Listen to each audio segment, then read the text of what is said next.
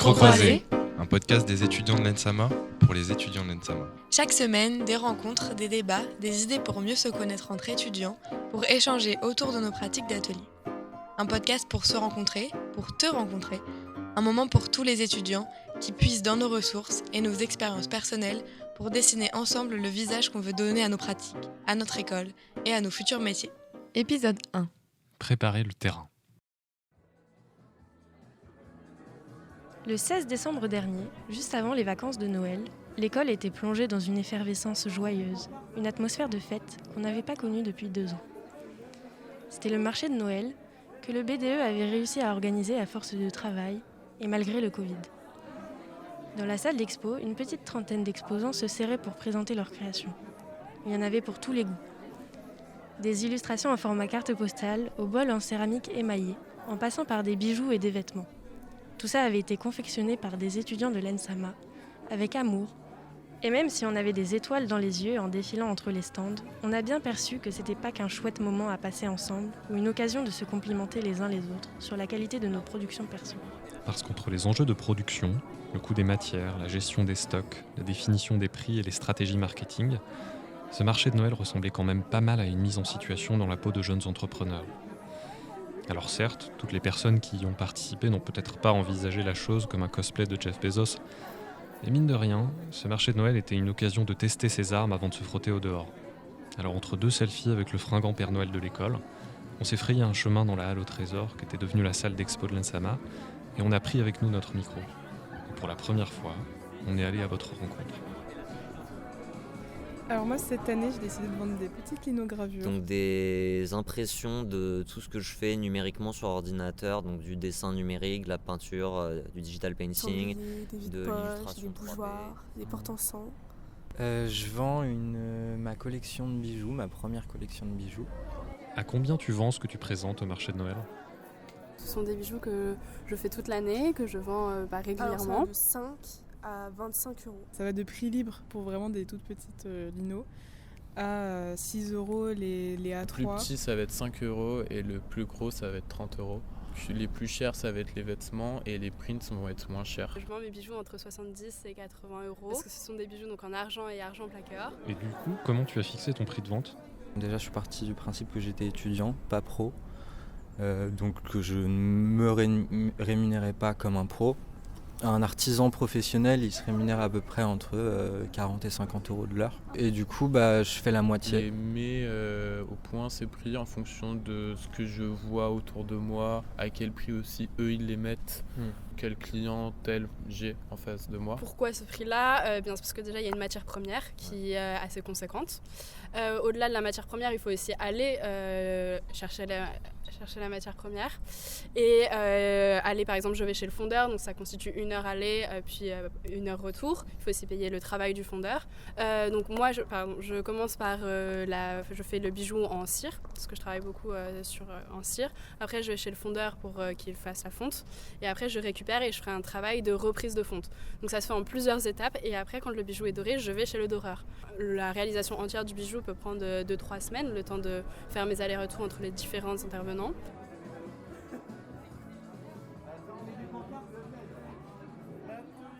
En sortant de là, on était marqué par la variété des productions des étudiants et par la passion qui s'en dégageait. Quand on vous parlait de creuset de création, là, on était en plein dedans. Mais c'était pas tout. On était aussi implicitement, peut-être, dans un rapport de producteur et de consommateur, d'acheteur à vendeur. Même si c'est ta pote qui te vend un A5 de ses illustrations trop mimes, il y a quand même un rapport économique derrière. Et les astuces mises en œuvre pour cibler au mieux les consommateurs, les petits trucs de communication et de marketing étaient bien présents derrière les guirlandes et les petites étoiles. Comment on fait pour optimiser son business, pour toucher une cible marketing, pour bien utiliser ces outils de communication ? Eh bien, il faut croire que les exposants étaient de petits génies en la matière. On a vu des offres dégressives qui te permettent d'inciter à l'achat en faisant diminuer le prix unitaire si plusieurs objets sont achetés. Par exemple, un print à 5 €, 2 à 8 €. Les stands reprenaient des éléments de set design pour magnifier le produit proposé et te donner envie de le posséder. Toute l'après-midi, le compte Insta du BDE relayait fidèlement les stories des créateurs et créatrices qu'il avait identifiés et optimisait leur visibilité. Sans compter les petits malins qui avaient prévu un QR code renvoyant directement à leur compte. Toutes ces idées, c'est déjà du marketing. c'est déjà du ciblage clientèle.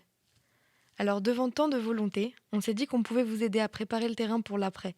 Et pour ça, on est allé voir directement à la source.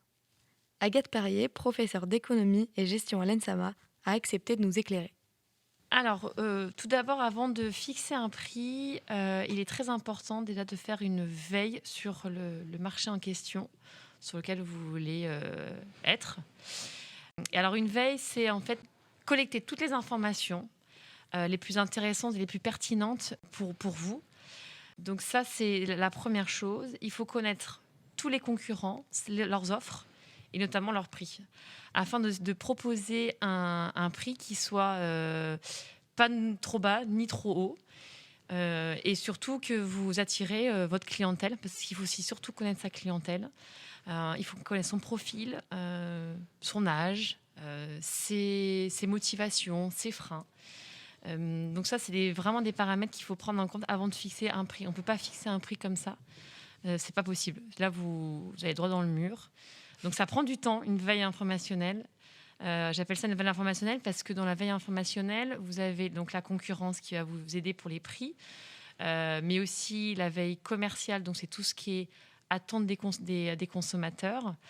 Et puis surtout, qui est hyper important, que je dis à mes élèves, c'est connaître son environnement. On va aussi, c'est connaître au niveau juridique, connaître les technologies, connaître aussi le niveau légal, tout ce qui est aussi politique, économique, sociétal. Ça, c'est des choses qu'il faut vraiment connaître. Plus on connaît son environnement, plus on sera bon en fait dans le prix. Et ça évitera toute erreur, en fait. Quand on a fini notre veille informationnelle, concurrentielle, commerciale et environnementale, là, vous pouvez fixer votre prix. Alors, le prix, il prend beaucoup de choses en compte. Ça va être les matières premières, donc les coûts d'achat que vous allez acheter, votre matière première, pardon. Ça va être aussi les coûts de production. Ça veut dire que l'électricité, tout ce qui va vous demander pour finir votre produit, votre service. Tout ça, c'est important. Ça peut être des stylos, ça peut être, je sais pas, des pellicules, ça peut être tout ce que vous avez besoin pour finaliser en fait votre produit ou votre service. Ça, c'est très important. Il faut prendre aussi en compte votre marge, parce qu'il faut bien se rémunérer. On ne va pas faire un prix de vente pour faire plaisir à son consommateur, mais aussi à soi. Il faut être rentable.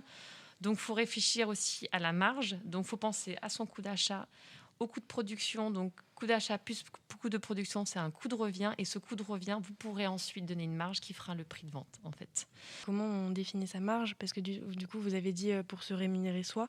Du coup, elle dépend énormément du prix qu'on observe pendant la veille commerciale au niveau Oui, des tout à fait. concurrents. En fait, vous allez faire une sorte de différence en dire, voilà, mon coût de revient, il est de temps. Moi, j'ai envie de mettre, je sais pas, par exemple, je vais mettre, alors je dis au pif, mon coût de revient, il est à 8 € et je veux le mettre à 10 € en prix de vente. Votre marge, elle sera de 2, quoi. En fait, il faut se tester. Il faut vraiment se tester. Une marge, ça se fait pas au pif, mais il faut dire, faut pas être trop, mais se dire, voilà, elle est à 8 € déjà, c'est quand même 8 €. Le prix de vente, tous mes concurrents, ils sont entre 10 et 12. Moi je le mets, je mets à 11,5. Ça me fera tant de marge, mais voilà. Mais il faut toujours avoir une période de test. Toujours. Et la veille, vous parliez de la veille, ça se fait sur Internet Alors, ça se fait sur allant dans des lieux. Alors oui, tout dépend de votre secteur, tout dépend mais il faut se prendre des ressources sur Internet. Il faut collecter tous les types de ressources dans les magazines. Aller, comme vous faites, interroger les gens, faire des questionnaires. Bien sûr, le questionnaire, il faut qu'il soit ciblé pour vous aider dans votre recherche. Mais par exemple, vous pouvez demander aussi dans votre questionnaire, on appelle ça le prix psychologique, c'est à votre interlocuteur, quel est le prix le plus bas et le plus haut que vous pourrez mettre pour acheter ou ce service ou ce produit. Et c'est ça qui va vous guider aussi. D'accord ? C'est ça qui va vous aider à dire, si mon prix de vente il est là et puis mon prix mon coût de revient, il est là. J'ai quand même cette information que mon questionnaire, avec ces questions-là, on essaie de trouver un mix et puis on teste après. Voilà. Ça dépend beaucoup des autres, en fait. Et oui, ça dépend des autres. Ouais, tout à fait. Ok. Et justement, à propos des autres, à quoi est-ce que ça sert de cibler sa clientèle et comment est-ce qu'on pourrait déterminer une sorte de profil type de l'acheteur et en fait, comment est-ce qu'on peut être pertinent dans ce but-là? Alors, en fait, plus tu connais ton client ou ton profil de consommateur, moins tu te tromperas.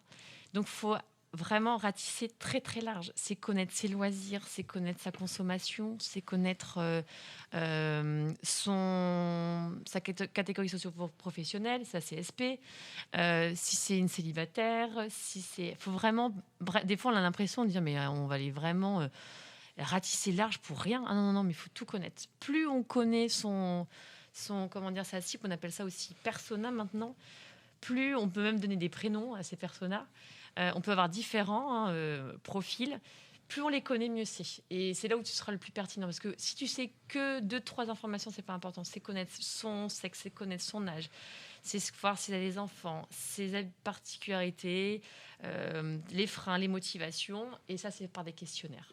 Et comment connaître ces personnes? Est-ce qu'on va faire un échantillon représentatif en allant demander Alors, on peut faire tout à fait. On fait du prototypage, qu'on se dit, ma cible, par exemple, ma cible de ma société, ça va être entre les 20-25 ans, les 28-35 et 35-45 ans. Parce qu'elles ne vont pas consommer de la même façon. Moi, je vais monter une société qui est dans les protections hygiéniques. Elles ne vont pas consommer de la même façon. Il y en a qui, par exemple, les 35-45 ans, c'est des femmes actives qui sont... Alors, après, on est dans l'imaginaire un petit peu. On ne peut pas être non plus dans le concret, mais des fois, on pousse à aller un peu plus loin. Moi, ça va être une femme active qui aime qui est très connectée et qui aime tester les nouvelles choses. Donc, ça va être mon premier persona. Deuxième, c'est une autre, c'est qui mange sainement, qui est dans je veux consommer local, je fais attention à l'environnement, j'utilise peu de déchets, etc. Ça, c'est mon deuxième persona. Et ceux de 20-25 ans, c'est des jeunes filles qui sont encore dans cette nouvelle génération, qui font encore très attention aussi à cet environnement-là, qui sont jeunes et qui sont plutôt un peu féministes, qui disent, moi aussi, j'en ai marre d'avoir des serviettes hygiéniques qui sont pas bonnes, qui sont toxiques. Et voilà. Donc là je parle de mon exemple, mais voilà, c'est vraiment pour être vraiment plus pertinent, il faut ratisser large et puis se donner au moins 3 cibles. Ouais. Et pour finir sur une touche festive, on vous a demandé votre lettre au Père Noël de l'ENSAMA. Des micro-ondes sans hésiter. Et un bar. Un mémoire complètement fini et que j'ai pas besoin d'écrire. Des lunettes de réalité virtuelle. Un endroit où on a de quoi pratiquer la musique de manière officielle. Une matériothèque accessible pour les design produits. Une salle de repos, une salle de sieste.